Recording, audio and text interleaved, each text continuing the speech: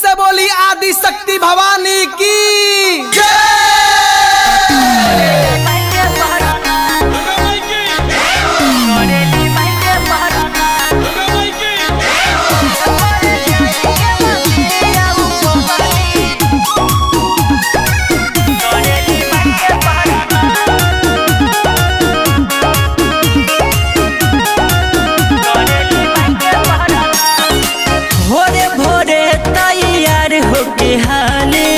अड़हुल के फूल लेके पूजवा के थाली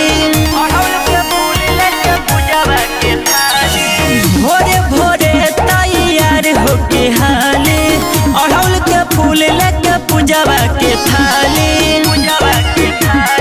जब जब बोले ला कोयलिया तब तब करे गुनगान भोरे भोरे जाई के मंदिरिया पगली करेली माई के पहराना करेली माई के पहराना करेली माई के पहराना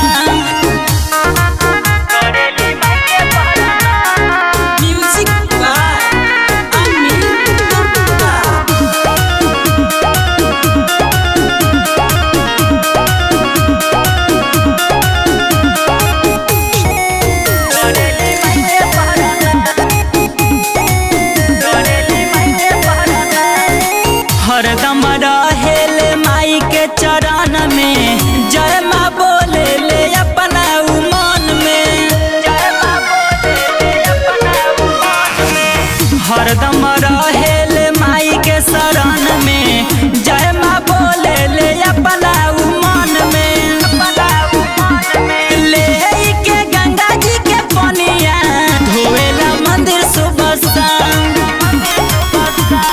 भोरे भोरे जाई के मंदिरिया पगली करेली माई के पहराना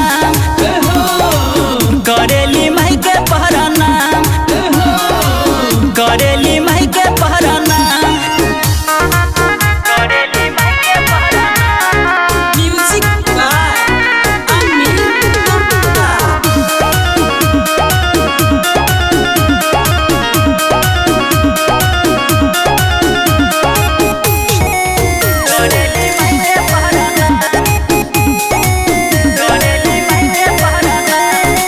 माई से मांगे लिए के वरदान हो